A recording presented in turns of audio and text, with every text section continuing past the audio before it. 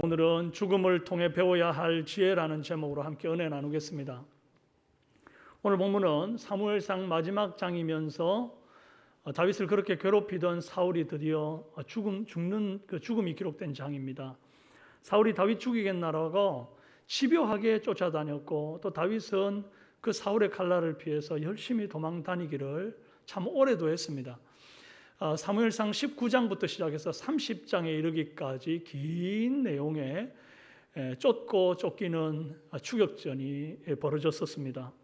횟수로 따지면 다윗이 15살에 그 즈음에 기름 부음을 받고 5년 후인 20살이 되었을 때 인생의 황금기, 참 아름다운 청년의 때 10년 동안 도망 다닙니다. 그리고 30살이 되어서 드디어 유다에서 이스라엘 제2대 왕으로 세워짐을 받아요. 언제 끝나나 싶었던 다윗의 도피 생활도 끝나는 날이 옵니다. 그죠? 사울 저거 언제 죽나 그랬는데 오늘 죽습니다.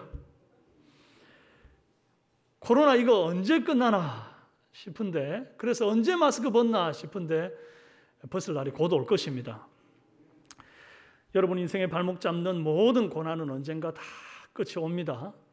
그때까지 이 또한 지나가리라 찬송하면서 잘 견디는 저와 여러분 되시기 바랍니다. 사울이 죽는 이 전투는 블레셋과 싸운 길보아산 전투라고 합니다. 블레셋이 이스라엘과 싸우려고 수넴에 진을 치고, 이스라엘은 이스르엘 골짜기라고 하는 곳을 앞에 두고 진을 또 쳤습니다. 길보아산에 그렇게 진을 쳐요.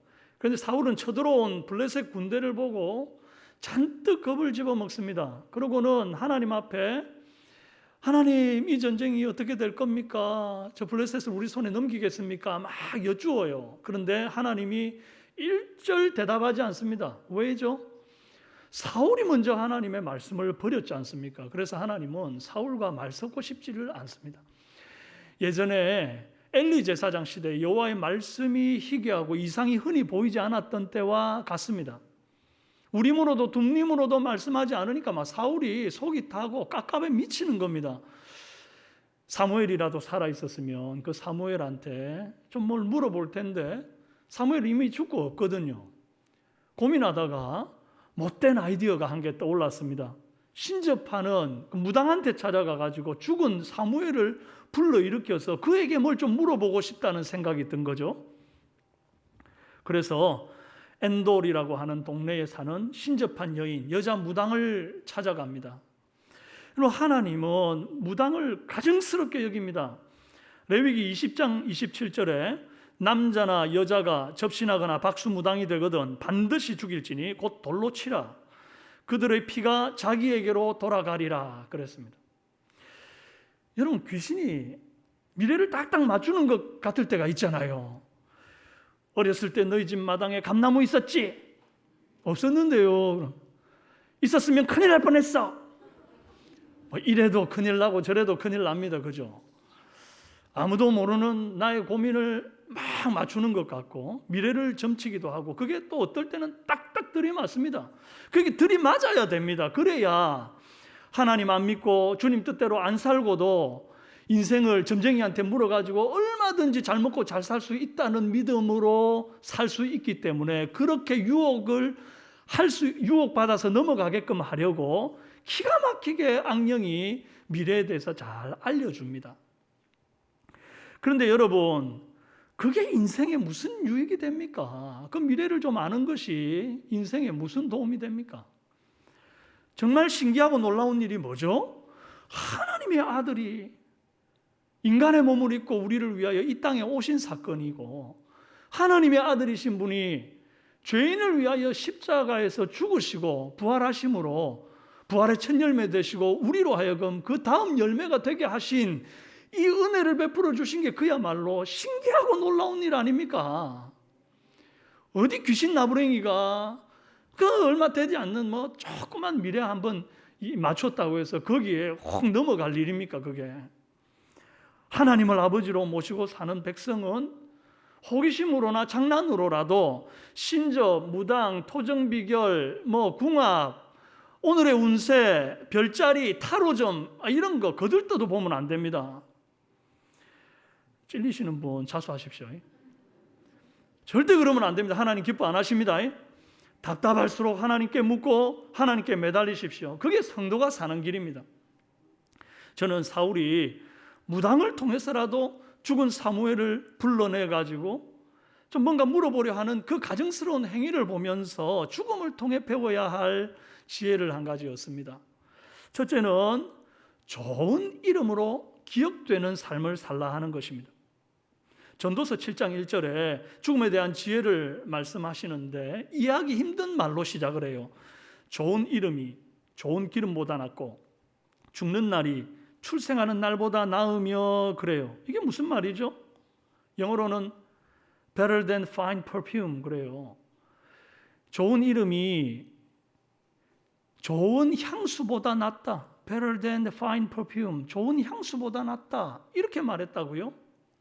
이 기름, 좋은 기름보다 하는 그 기름은 향유를 의미합니다. 향기 나는 기름. 과거에는 요즘처럼 정제된 향수가 없으니까 향기 나는 기름을 향수처럼 몸에 바르고 다녔거든요. 그랬는데 지금 이 향유는 곧 향수를 의미하는 거예요. 향수는 여러분 추억을 불러일으키는 역할을 하지 않습니까? 향수를 딱 맡았을 때 그걸 바른 사람이 떠오르는 거예요. 고인의 이름을 생각하면 고인과 함께 했던 아름다운 추억이 떠오르는 것과 굉장히 닮아 있습니다. 저는 할머니 사랑을 많이 받고 자랐습니다. 그래서 그런지 길 가다가 허리가 꼬꼬랑한 할머니만 보면 그리 마음이 뭉클하고 막 가슴이 그렇게 아립니다. 어릴 때 잠자고 있는 저의 머리맡에 저희 할머님이 꼭 이렇게 앉으셔가지고 아침마다 제 머리를 쓰다듬으면서 내 죽으면 우리 동국이 외로워서 웃잖아 그러면서 저를 위해서 간절히 기도하시던 그 기도 소리가 제가 잠결에 들었던 그 음성이 지금도 우리 할머니의 이름을 생각하면 쟁쟁하게 들려오는 것 같습니다.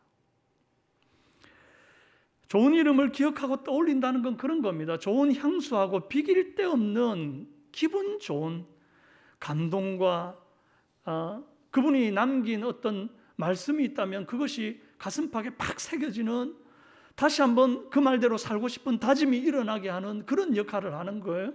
복음을 전하다가 자신이 없어지고 왠지 용기가 없고 마음이 힘들 때 바울, 스데반 이런 이름을 딱 떠올리면 왠지 모르게 힘이 확 나는 거 있지 않습니까? 바울과 스데반은 이보다 훨씬 더 힘들고 어려운 고통 속에서도 복음을 증거했는데 내가 이것쯤이야 그러면서 막 용기를 갖게 되는 거하고 비슷해요. 수술대에 오를 때 아무도 여러분 함께 해주지 못하지 않습니까? 그런데 그 고통스러운 순간에 예수 이름 딱 붙드는 순간에 그 이름을 기억하는 순간에 우리 예수님이 지셨던 십자가는 정말 이런 수술에 나는 마취라도 하지만 예수님 마취도 안 하고 그 고통을 당하셨는데 싶어가지고 어떤 강력한 마취제보다도 강력한 견딜 수 있는 마음, 인내심이 그 안에 들더라는 거예요. 여러분 이제 좋은 이름이 좋은 향수보다 낫다 하는 의미를 아시겠죠? 사울이 이미 죽은 사무엘을 불러들여서 그에게 뭔가 말하려고 하는 그 이유가 뭐죠? 그가 살아생전에 이 사무엘이 살아생전에 사울에게 하나님의 뜻을 가감없이 막 직언했거든요. 그리고 때로는 잘못하면 책망도 하고 바르게 훈계도 하고 사울을 위해서 기도도 해줬던 멘토였기 때문에 사울이 이미 사무엘이 죽었음에도 불구하고 그를 다시 만나고 싶은 거예요. 자신의 답답함을 그 죽은 사무엘에게라도 한 번 더 좀 토로하고 싶은 마음이 드는 거예요.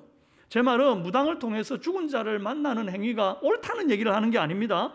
죽은 사무엘을 불러들여서라도 다시 한번 그의 고견을 듣고 싶을 만큼 영향력 있는 이름, 의미 있는 이름, 그런 이름으로 사는 것을 말하고 싶은 거예요. 반면에 꿈에 볼까 무서운 이름도 있습니다. 살다 보면 참 징글징글한 사람 만날 때가 있지 않습니까? 그러면 그 사람 이름만 떠올려도 막 골이 아프고 생각도 하기 싫고 꿈에 볼까 무섭고 이런 이름 있습니까? 여러분, 그런 이름 되면 안 됩니다. 그냥 냄새를 맡으면 막 이게 악취가 나고 골이 아파가지고 두 번 다시 맡고 싶지 않은 냄새 같은 그런 이름이 되면 안 됩니다. 길보아 전쟁의 양상이 이스라엘이 계속 밀려가지고 최종 베이스 캠프인 길보아 산까지 이제 블레셋 군들한테 밀렸어요. 드디어 사울의 세 아들 요나단과 아비나답과 말기수아가 다 죽었습니다. 사울도 죽었고 사울 곁에서 늘 함께 동행하던 이 호위무사 무기든 자도 죽었습니다. 죽으면은 예외가 없습니다. 신하도 죽고 왕도 죽습니다. 쫄병도 죽고 장군도 죽습니다. 죽었으면 좋겠다 싶었던 사울도 죽고 오래오래 안 죽고 살았으면 좋겠다 싶은 요나단도 죽습니다. 아비나답, 말기수아 한 번도 이름 등장 안 하다가 마지막에 죽을 때 이름 나오는 엑스트라, 무기든 자, 이름도 기록되지 않은 엑스트라도 죽고 사울, 요나단, 주영급도 죽습니다. 여러분 다 죽었는데 그 죽은 사람들의 이름을 딱 들었을 때 느끼는 느낌은 다릅니다. 아비나답, 말기수아, 무기든 자 죽었다 할 때 여러분 뭐 마음에 큰 감동 없죠. 그런데 사울이 죽었다 그러면 아마 말은 안 해도 속으로 아우 꽃이다, 잘 죽었다, 역시 마무리는 권선징악이지, 이런 생각을 하시는 분들이 있을 거예요. 그런데 요나단이 죽었다, 마음이 다릅니다. 아픕니다. 아이고 오래오래 살아가지고 다윗과 함께 했으면 얼마나 좋았을까 싶은 요나단이 죽었거든. 다윗이 사울과 요나단 죽었다는 소식을 듣고는 너무나 마음이 아프고 슬퍼가지고 애가를 지어 부르는데 요나단을 생각하며 불렀던 애가의 한 대목이 이렇습니다. 사무엘하 1장 26절. 내 형 요나단이여, 내가 그대를 애통함은 그대는 내게 심히 아름다움이라. 그대가 나를 사랑함이 기이하여 여인의 사랑보다 더하였도다. 피를 나눈 형제는 아니지만 다윗이 요나단을 내 형이라 부를 만큼 소중한 사람으로 봤어요. 그리고 그 존재만으로도 심히 아름다운 이름이었습니다. 왜입니까? 사랑하고 사랑받은 관계였기 때문이에요. 돈으로 맺어진 관계, 이권으로 맺어진 관계, 원한으로 맺어진 관계는 절대 오래 못 갑니다. 그러나 사랑으로 맺어진 관계는 영원토록 지속이 되는 것입니다. 여러분, 우리가 예수 이름을 붙드는 이유가 뭡니까? 예수님이 벌써 2000년 전에 우리를 위하여 십자가를 지시고 죽으시고 부활하신 이후에 승천하셨습니다. 그렇게 오랫동안 사실 우리 눈에 만져지지도 보여지지도 않는 믿음으로만 볼 수 있는 그 예수 그리스도를 지금까지 그 이름을 사랑하고 그 이름을 외쳐 부르는 이유가 뭡니까? 그분께 한량없는 사랑을 받았기 때문에, 사랑으로 맺어진 관계이기 때문에 그래요. 모두 다 예외 없이 죽음을 향해 나아가지만 여러분, 내가 죽고 난 다음에 남은 자들에게 내가 어떤 이름으로 기억되는가, 이게 중요합니다. 저와 여러분은 사는 날 동안 나를 아는 모든 사람들에게 이 세상 어떤 향수보다도 나은 이름, 오랫도록 기억되는 이름 되시기를 바랍니다. 둘째로, 기왕 한 번 죽는 거 멋지게 잘 죽는 죽음이 되어야 합니다.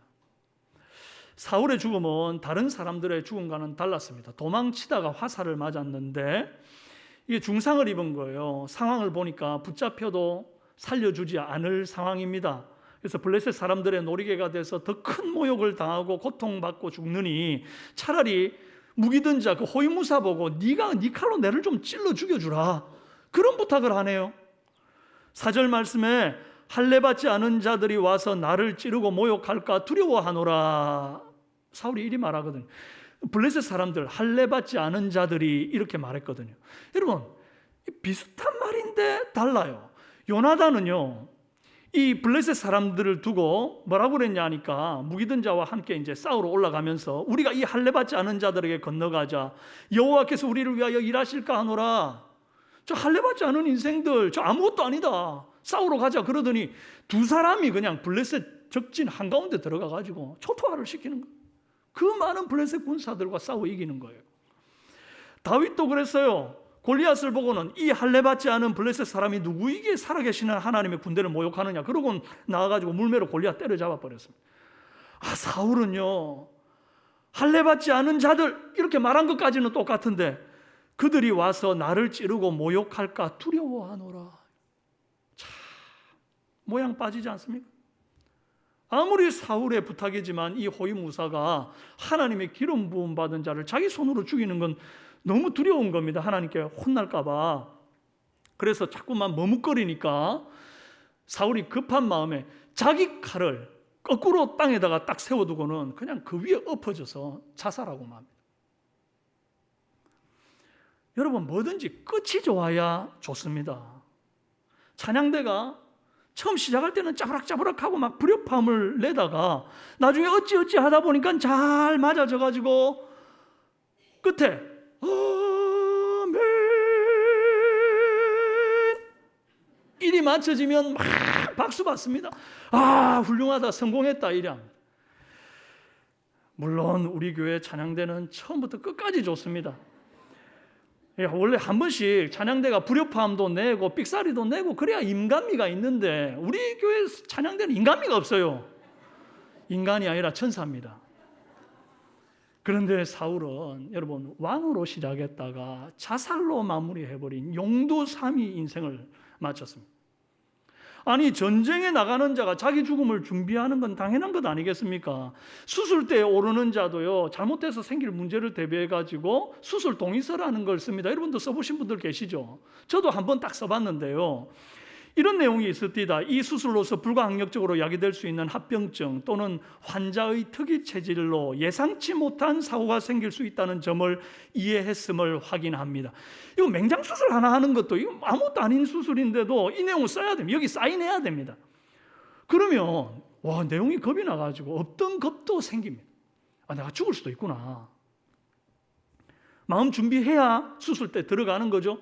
하물며 피비린내 나는 전쟁터, 막 화살이, 창이, 칼이 막 오가고 어떻게 될지 모르는 전쟁터에 나가는 이스라엘 왕이 자기 죽음을 준비하지 않는다는 게 말이 됩니까?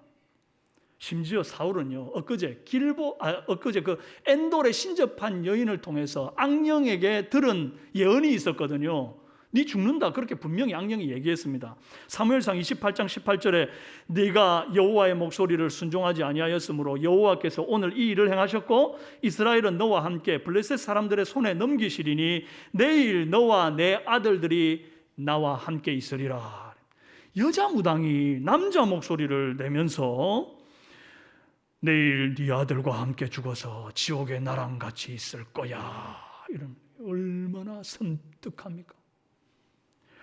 이 말을 듣고는요, 아이고 점쟁이가 하는 말 따위를 믿어서 뭐해, 그러고 툭 쳐버리고 나오는 게 아니고요, 그대로 그걸 믿더니 너무 두려워가지고 그냥 절푸덕 땅에 엎드려집니다. 사울이 그 땅에 주저앉은 채로 하루 종일 음식을 넘기지 못하고 벌벌 떨다가 다음날 전쟁터로 나갑니다. 어떻게 하나님을, 만군의 여호와 하나님, 만유에 주신 주님을 나의 아버지로 모시는 이스라엘 왕이 이런 마무리를 할 수가 있다는 말입니까? 어차피 여러분 질전쟁이라면 사울에게는 충분한 이 죽음을 대비할 시간이 있었잖아요. 누구보다 더 의미 있고 장렬한 죽음을 다짐할 수 있었을 겁니다. 어차피 죽을 죽음이면 이 군사들 다 살려주라, 내가 대신 죽을게, 뭐 이런 거 있잖아요. 이스라엘 백성들을 위해서 자기 자신이 희생양으로 이렇게 죽는 멋진 죽음, 이런 걸 한번 생각해 볼 수도 있지 않습니까? 그것도 아니면 이 중국 무협 영화에 나오는 그 주인공 같이 말이죠, 적군을 한 명이라도 더 때려잡으려고 막 칼로 막 이렇게 싸우다가, 장렬하게 싸우다가 화살 한 100방 맞고 더 이상 싸울 힘이 없을 때 칼을 땅에다가 팍 꽂고는 선체로 죽는 잔엄한, 굉장히 멋있는 이런 죽음, 이런 거 한번 좀 고민해가지고 시도해 볼 만하지 않습니까?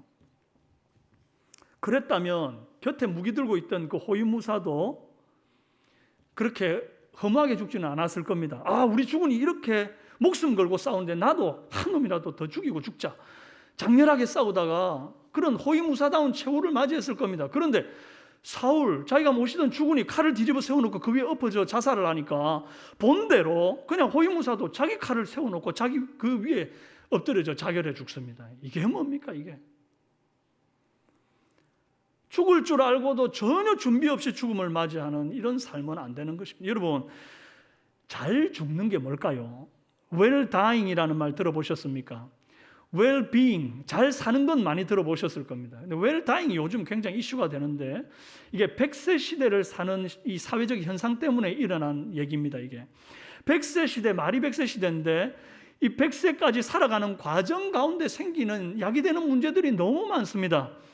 1인 가구, 독거노인 증가, 장기 투병 환자가 늘어나고 또 고독사, 안락사, 죽음으로 인해서 야기되는 문제가 너무 많은 거예요. 그러니까 사람들이 행복하게 죽고 싶다. 난 고통받으면서 죽고 싶지가 않다. 사람들한테 피해 주면서 죽고 싶지가 않다. 이런 생각을 하는 거예요. 그러다가 이제 뭐까지 나왔는지 아십니까? 행복하게 죽여드립니다. 안락사 전용 롤러코스터가 나왔습니다. 롤러코스터 아시죠? 이렇게 청룡열차 같은 거. 이게 안락사 전용 롤러코스터가 나왔는데 높이 510m에서 수직 낙하를 해가지고 회전을 하기 시작해서 7,500m를 회전을 합니다. 그런데 그게 360km로 속도로 확 떨어지는데요. 이게 이제 그 속도를 계속 유지하며 달리는데 사람이 느끼는 중력 가속도의 양이 10G에 해당돼요. 원래 6G가 이제 전투기 조종사들이 통과해야 될 거래요. 일반인들이 6G에 도달하게 되면 그 중력 가속도를 맛보게 되면 음속으로 돌파할 때 그 느낌을 받는데 순간 기절을 하게 된다면 일반인들은 대부분 기절합니다. 거기서 20초를 버티는 사람이 전투기 조종사가 되는 것입니다. 그런데 이건 10G예요. 우주에서 느낄 수 있는 중력의 무게랍니다. 그걸 확 떨어지면서 느끼게 되면요, 심장에서 혈액이 다 빠져나가고 이게 팔과 다리로 심장에서 가장 먼 쪽으로 혈액이 모이고 이 뇌에 공급되는 혈류량이 확 떨어지면서 순간 굉장한 희열의 상태로 들어가가지고 60초가 지나면 사람이 죽는다는 거예요.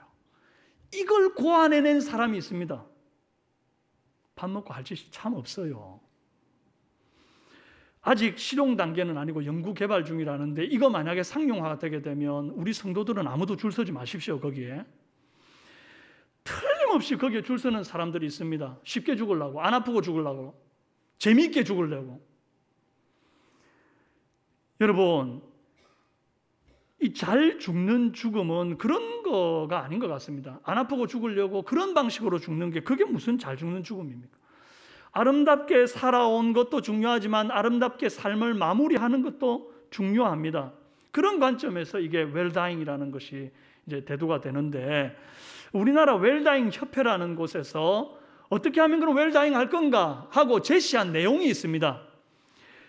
죽음을 위해 유언장을 준비하고 하루하루 후회 없이 살기 위해서 버킷리스트를 만들어서 실천하고 그 다음에 장기 기증, 이게 나중에 움직이지 못하는 상태에서 죽음을 맞이할 수 있으니까 장기 기증, 호스피스, 상조의 가입 이런 것들을 통해서 남에게 피해 안 주고 죽는 것이 웰다잉이라고 제시를 한 거예요. 그런데 이거 진정한 웰다잉 맞습니까?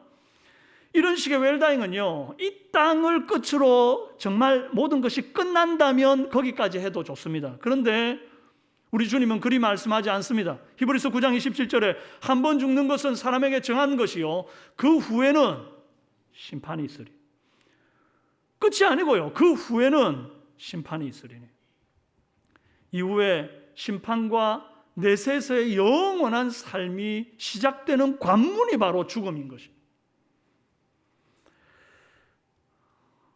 이 땅에서 아무리 알차게 후회 없이 잘 살아도 천국을 준비하지 못한 죽음은 잘 준비된 죽음 아닙니다. 사람이 사는 날 동안 자기 인생 다 바쳐서 하는 일이 있죠. 사울도 그랬습니다. 자기 인생 다 바쳐서 한 게 있는데 뭔가 하니까 힘세고 용감한 사람과 군대 조직하는 거였어요. 사무엘상 14장 51절에 사울이 사는 날 동안에 블레셋 사람과 큰 싸움이 있으므로 사울이 힘센 사람이나 용감한 사람을 보면 그들을 불러 모았더라. 사는 날 동안 그거였습니다. 그거. 그런데 그렇게 긁어 모았던 힘센 사람, 용기 있는 사람들이 결국 길보아 산에서 사울과 함께 다 죽었습니다. 그들이 절대 사울을 구원해내지 못했다는 거예요. 사실 사울이 웰다잉 하기 위해서 준비해야 될 게 무엇이었을까요? 반드시 준비해야 될 게 있었는데 그게 바로 회개였습니다. 회개.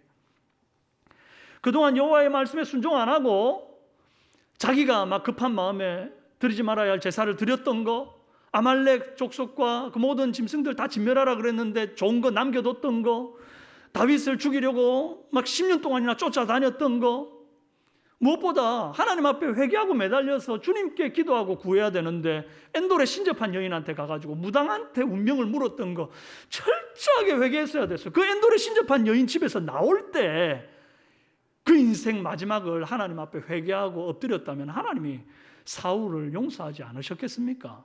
자비롭고 노하기를 더디하시고 인자하신 주님이 사울을 용서했다고 저는 확신합니다. 어떻게 합니까? 여러분, 가룟 유다도 그랬습니다. 예수님을 은30에 팔았어요. 베드로도 그랬습니다. 닭 2번 울 때 예수님 3번 부인했습니다. 맹세하며 부인했고 심지어 저주하며 부인했습니다. 가룟 유다나 베드로나 예수님한테 한 짓을 생각하면 도찐개찐입니다. 그런데 뭐가 다릅니까? 가룟 유다는 회개하지 않고 자살해 죽었고, 사울처럼요, 베드로는 눈물로 회개하고 순교의 길을 갔습니다. 그게 다른 거예요. 그게 사울이 그렇게 뺀질거리고 죄악을 많이 행했지만 진심으로 회개했다면 하나님이 용서해 주셨어요. 예수님과 함께 십자가에 달린 한평 강도가 그 마지막 순간에 돌이켜 강도의 십자가에 달린 그 제일 심각한 죄를 지은 사람만 달리는 그 십자가에 달린 강도가 살면서 착한 일을 했으면 얼마나 했을 것이며 의로운 일을 했으면 얼마나 했겠습니까? 마지막 순간에 믿음의 고백을 한 그 고백 때문에 오늘 네가 나와 함께 낙원에 있으리라 그랬습니다. 그러니 사울도 틀림없이 그 엔돌에 신접한 여인 집에서 나오면서 아버지 앞에 회개했으면 용서해 줬다는 얘기를 제가 드리는 겁니다. 정말 준비해야 될 것은 자기를 구원할 것 같은 용사, 힘센 사람 이런 게 아니고 하나님 앞에서 참된 회개를 준비했어야 됐다. 성도의 죽음은 불신자, 악인의 죽음과 다릅니다. 시편 116편 15절 말씀 함께 읽어봅시다. 시작. 그의 경건한 자들의 죽음은 여호와께서 보시기에 귀중한 것이로다. 잠언 14장 32절도 읽습니다. 시작. 악인은 그의 환난에 엎드러져도 의인은 그의 죽음에도 소망이 있느니라.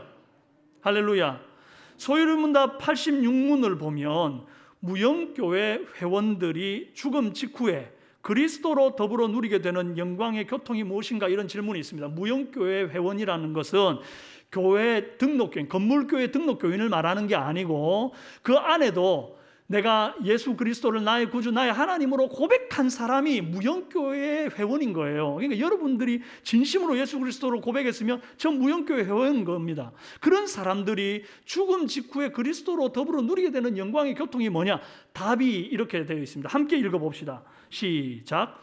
무영교회 회원들이 죽은 직후에 그리스도로 더불어 누리게 되는 영광의 교통은 그들의 영혼이 완전히 거룩하게 되어 가장 높은 하늘의 영접을 받아 그곳에서 빛과 영광 중에 하나님의 얼굴을 바라보면서 그들의 몸의 완전 구속을 기다리는 것이다. 그들의 몸은 비록 죽은 가운데 있어도 그리스도에게 계속 연합되어 마치 잠자리에서 잠자듯 무덤에서 쉬고 있다가 마지막 날에 그들이 영혼과 다시 연합하게 되는 것이다. 악인의 영혼들은 죽을 때 지옥에 던져져 거기서 고통과 흑암 중에 머물러 있는 한편 그들의 몸은 부활과 큰 날의 심판 때에 마치 감옥에 갇히듯 무덤에 보존되는 것이다. 너무 다릅니다. 너무 달라. 성도의 영혼은 죽음 이후에 가장 높은 하늘에 영접받아가지고 영광 중에 하나님의 얼굴을 바라봅니다. 그리고 주님 다시 오실 때에 우리의 영과 육이 신비로운 연합을 이루면서 예수 그리스도와 연합하여 완전 성화를 이루는 거예요. 반면에 악인의 영혼은 지옥에 던져져서 고통과 흑암 중에서 심판을 기다린다는 겁니다. 얼마나 감사합니까? 얼마나 힘이 되는 말씀입니까? 세상에서 제일 무서운 게 죽음인데 죽음이 두려움이 아니라 영광스러움이고 그토록 사모하는 우리 주님의 얼굴 뵙는 일이라는 거예요. 그리스도와의 연합이라는 거예요. 그래서 성도의 죽음에는 소망이, 죽음이 어떻게 소망이, 죽음은 절망이지. 그런데 성도의 죽음에는 소망이 있습니다. 경건한 자의 죽음은 귀한 것입니다. 그러므로 잘 죽는 죽음의 최고봉, 웰다잉의 최고봉은 뭐냐? 예수 믿고 천국을 상속받고 죽는 죽음인 줄로 믿습니다. 여러분은 사는 날 동안 무엇을 힘써 모으고 계십니까? 사울처럼 인맥을 모으고 계십니까? 아니면 돈입니까? 지식입니까? 이력서 한 줄 더 쓰기 위한 스펙입니까? 자신을 즐겁게 할 오락과 취미생활입니까? 건강입니까? 이런 거 세상 사는 날 동안 잠깐 필요한 것들입니다. 우리 주님 부르시면 다 두고 갈 것들이에요. 그것들이 우리 구원 못합니다. 어차피 우리가 다 한 번 죽을 텐데 기왕이면 멋지게 죽읍시다. 혹시 살아있을 때 예수를 부인해야 되는 일이 여러분 생기거든 눈 딱 질끈 감고 그냥 뛰어내립시다. 번지점프 하듯이. 여러분 예수 사랑하며 살다가 혹시 평안히 병원 침대에서 죽을 날이 생기거든 일가 친척들 다 모아놓고 좀 아름다운 유언 한번 남깁시다. 너희들 주를 위해 말없이 섬기고 헌신하다가 천국에서 다시 만나자 이러면서 딱 가십시오.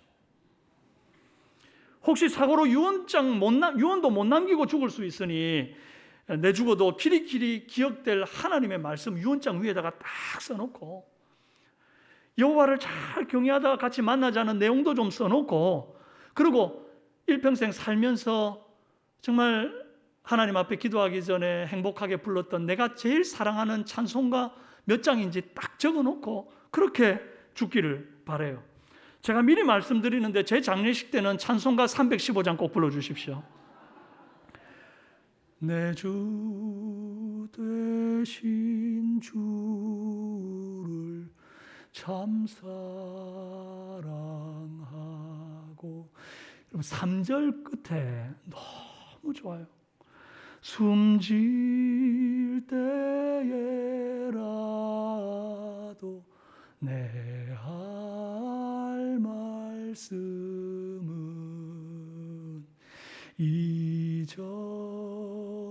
이전보다 더욱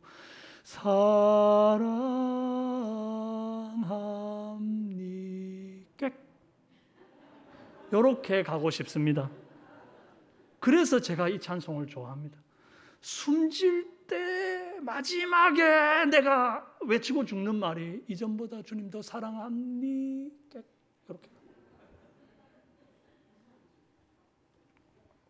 살기도 잘 살고 죽을 때는 더 멋지게 잘 죽기를 바랍니다. 셋째로 사람은 죽었어도 은혜는 기억해야 됩니다. 사울이 죽은 뒤에 블레셋 군사들이 죽은 자를 벗기로 왔다는 말은 칼, 활, 창, 갑옷, 돈 되는 것들 전리품으로 취하려고 왔다 그 말입니다. 그때 블레셋 군사들이 사울을 발견하고는 사울의 머리를 베고 머리를 블레셋 사람들 온 동네방네 사방에 돌리면서 자 봐라 이 사울 얼굴이다. 사울 죽었다. 이스라엘은 이제 우리 발밑에 있다. 막 이걸 확 보이고 다닙니다. 그러다가 그 머리를 막 최종적으로 이 다곤 신전에다가 매달았습니다. 그리고 사울의 그 갑옷은 아스다롯이라고 하는 여신의 신전에다가 모셔둡니다.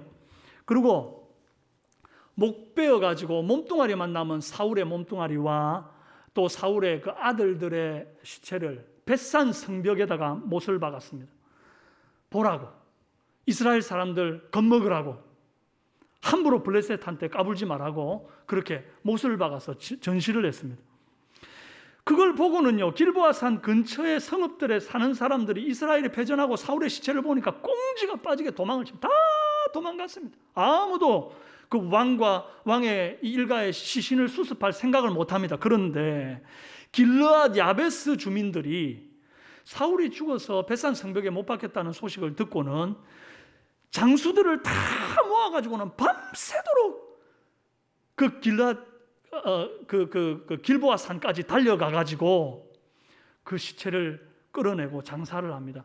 12절에 일이 되어 있습니다. 모든 장사들이 일어나 밤새도록 달려가서 사울의 시체와 그의 아들들의 시체를 벳산 성벽에서 내려가지고 야베스에 돌아가서 거기서 불사르고 그의 뼈를 가져다가 야베스 에셀나무 아래에서 장사하고 7일 동안 금식하였더라. 길앗 야베스 사람이 어떻게 이렇게 용기 있고 의리 있는 행동을 겁없이 할 수 있었을까요? 그것도 한두 사람이 아니고 모든 장수들이 밤새도록 달려서, 여러분 이 길앗 야베스라는 곳과 이 사울이 달려있는 벳산 성벽까지 거리가 21km입니다. 그리고 그 사이에는 요단강이 있어가지고 그것도 계곡을 건너야 되고 험준한 그런 지형을 통과해야 되기 때문에 아무리 장수들이 빨리 달려도 5시간 정도는 충분히 좋게 걸리는 거리랍니다. 근데 심지어 블레셋 사람들 눈도 피해야 되니까 밤새도록 달릴 수밖에 없었던 것이었습니다. 왜 이렇게까지 하면서 사울의 시체를 이렇게 끌어내고 장례를 치러주죠? 예전에 길앗 야베스 사람들이 사울에게 받은 은혜가 있었어요. 그게 뭐냐니, 사울이 기름 부음 받은 지 얼마 안 되고 전쟁을 한 번도 치르기 전이었어요. 그런데 길앗 야베스에 암몬 군대가 쳐들어왔습니다. 너무 많은 군사가 쳐들어왔고 길앗 야베스는 이제 다 멸족되게 되었으니 그들이 항복을 딱 선언합니다. 암몬, 우리가 항복합니다. 그랬더니 암몬이 뭐라 그러냐니까, 그냥은 항복 못한다. 너희들 오른쪽 눈알을 다 빼내고 난 다음에 내가 항복 받아줄게. 아주 못됐습니다. 그랬더니 이 길앗 야베스 사람이 막 정말 비통해하면서 전령을 보냈고, 그 전령의 소식을 사울이 듣고는 자기가 몰고 있던 소 한 겨리를 그냥 12조각을 내가지고 군사를 전 이스라엘 전역에서 모집했는데 33만 명을 모집해가지고 이 길앗 야베스로 쳐들어가서 암몬을 초토화시키고 그들을 구원해 주었습니다. 그때 받은 은혜를 기억한 겁니다. 그런데 그때가 몇 년 전인지 아십니까? 40년 전입니다. 사울이 왕으로 기름 부음 받은 때가 40년 전이에요. 그리고 40년 동안 통치하다가 지금 죽은 겁니다. 40년 된 그 오래된 은혜를 기억하고 있다가 사울이 죽은 때라도 되갚아주는, 살았을 때 갚을 방법이 없다가 죽어서라도 갚는 이 길앗 야베스를 우리가 보게 되는 것입니다. 여러분, 성도는 받은 은혜를 반드시 되갚아줄 줄 알아야 합니다. 다윗도 요나단에게 얼마나 큰 은혜를 받았습니까? 사울이 죽이려고 할 때 요나단이 다윗을 많이 도와줬지 않습니까? 그래서 다윗이 요나단의 남은 혈육, 무비보셋이라고 하는 요나단의 아들이 하나가 있는데 피난 갈 때 아기 때 떨어져 가지고 다리를 저는 절름발이가 됐습니다. 그런데 이 무비보셋에게 은혜를 베풉니다. 어찌하냐 하니까 사무엘하 9장 7절에 다윗이 그에게 이르되 무서워하지 말라. 내가 반드시 내 아버지 요나단으로 말미암아 내게 은총을 베풀리라. 내가 내 할아버지 사울의 모든 밭을 다 내게 도로 주겠고 또 너는 항상 내 상에서 떡을 먹을지니라. 그렇게. 여러분, 우리는 길앗 야베스 사람들처럼 다윗처럼 받은 은혜를 기억했다가 살아서든 죽어서든 세월이 지나도 잊지 않고 돌려주는 성도 되기를 바랍니다. 왜 그래야 되는가? 여러분, 보이는 사람에게 받은 은혜도 기억하지 못하고 돌려줄 줄 모르는 사람이 어떻게 보이지 않는 하나님께 받은 은혜를 기억하며 돌려줄 수 있다는 말입니다. 물론 우리가 어떻게 그 받은 은혜를 다 돌려줄 수 있겠습니까? 그러나 적어도 기억하고 감사해야 될 것 아닙니까? 사랑하는 여러분, 죽음에는 예외가 없습니다. 모두가 가는 길로 우리도 갑니다. 그날 여러분들은 어떤 이름으로 다음 세대에 기억되기를 원하십니까?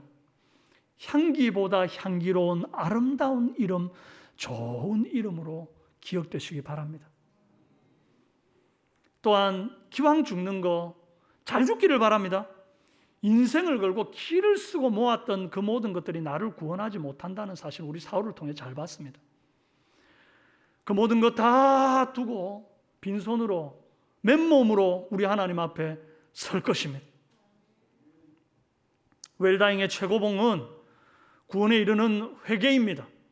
저와 여러분의 죽음이 여호와께서 귀한 귀하게 보시는 경건한 자의 죽음, 죽음에도 소망이 있는 의인의 죽음 되기를 주님의 이름으로 축원합니다. 함께 기도하겠습니다.